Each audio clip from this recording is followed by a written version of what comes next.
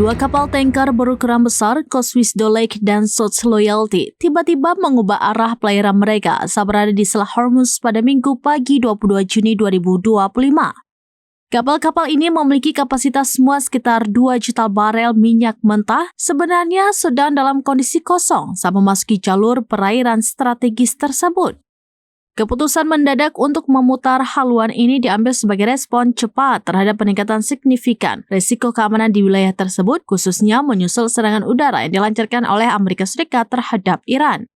Peristiwa ini menjadi sinyal awal dari langkah antisipatif yang diambil oleh para pemilik kapal dan pelaku perdagangan energi global.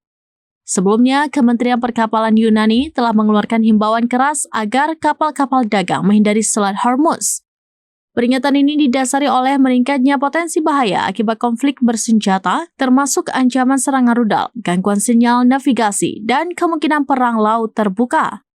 Jalur pelayaran vital ini kini dinilai tidak lagi aman atau efisien secara ekonomi untuk kapal-kapal sipil. Akibat situasi yang tidak menentu ini, banyak operator memilih untuk menghentikan perjalanan mereka atau mencari rute alternatif sambil menunggu kondisi menjadi lebih stabil dan kondusif untuk pelayaran.